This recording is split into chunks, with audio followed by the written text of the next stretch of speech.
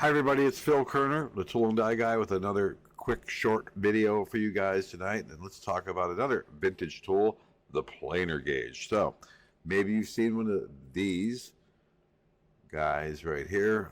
This is a planer gauge, and what we have here is a thumb screw, and this can be slid up and down and tightened in. It's very precise. It's not loose at all.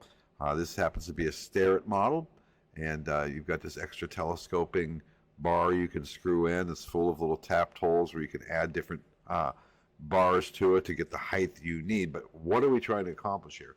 Well, let's look at the planer. Now, I'm not an expert in planers. I never ran one. I've seen one once. An impressive machine. What we have here is a large table that indexes back and forth, and we've got these cutting tools here that are adjusted by these handles. Normally, I believe what these planers were used for was to get something really perfectly flat for like a press platen or a machine table. And the beautiful part about a planer, I think they're kind of slow, but they're precise, and they don't put any stress on the part because you're just scraping with a single point tool a little bit off at a time as the table indexes back and forth, or as the head in this case indexes across the table. All right, so unlike a 4-inch carbide face bell, these don't put that much stress on the part, so you get something really flat. So I believe that's how a lot of machine tables and beds, especially back in the day, were made. Now, where I would be a little bit more familiar is the sister or brother of the planer would be the shaper. And these were just going out of vogue back in the late 70s. When I got the trade, the shop I worked for at that time had one, and I did run it. And what happens here is this head goes back and forth, all right? And you can set the table for how much to index. You can set the stroke, depending on the size of your part, and how much you want it to index over. These are violent machines. They remove a lot of stock. And what do I mean by that? Look at that. That particular picture looks like about an inch depth of cut, all right? Boom, boom, boom, boom, boom, boom, boom. It just go back and forth like that and just slowly move over, and look at the stock is peeling off. Again, this was before we had indexable carbide end mills, so the shaper was a big deal, but they were kind of gone by the time I was entering the trade in the late 70s. Again, back to the planer gauge. That's how you would set the height of your tool off the table to get somewhat of an idea. You would touch off with your little single point tool, probably from the base of the vise, and then you would set your height. That would be your finished height, and you would come down until you hit that, all right? Now, my particular planer gauge is very near and dear to me because it was my father's. And you can see, I hope you can see that, F. Kerner. And he was the foreman at Kerner Tool and Die, and I think a lot of people were borrowing his stuff, so he put his initials on everything. That's the way it goes when you're the foreman of a 60-man shop. So that's me and my dad. Thought you might just want to see that.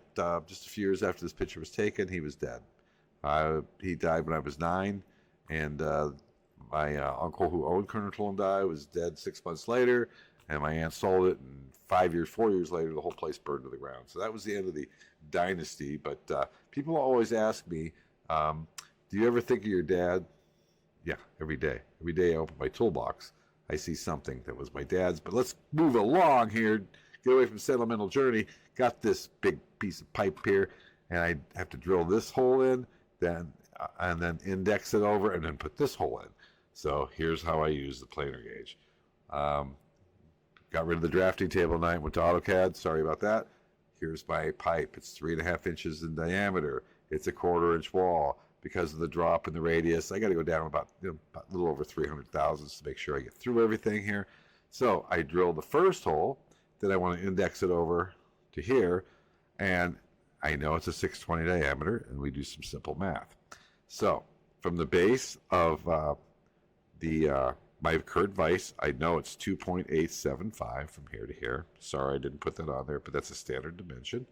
And then if we add in this here, we get 4 inches, 315 thousandths. So then we take our handy dandy height gauge, set it at 4 inches, 315 thousandths, and we set our planer gauge to that. So what's that look like? Well, after I drill the first hole, I simply rotate the part, keeping it against my stop here, and touch it off there, and we're done. Just clamp the vise. That's it. That's what I use my planer gauge for most of the time. You can use it for a lot of other things, but here's the deal. That's your finished part. So we've got this first hole, turned it 90 degrees towards me, the operator, and did the second hole. All right, and that's how we did it, just by using the planer gauge. That's what I use it for most of the time. If you're interested in getting one, this is a few I found online. There's a $140 one, still the case. Looks like it's got all attachments. Here's a $59 or $60 one. eBay also. I don't know if it comes with the attachments or not.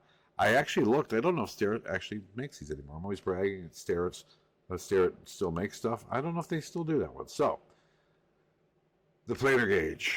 I got a big story to tell you about this one. I'm going to give this one away. All right, that'll be addressed to my next video. It's a handy thing to have. I'm not sure how much you use it, but it just looks good on your bench too. All right. So I hope you enjoyed that quick video. I'm Phil Kerner, the Tool and Die Guy. For like 400 more videos like this that are in my vault, please visit thetoolanddieguy.com, and I will see you on the next video.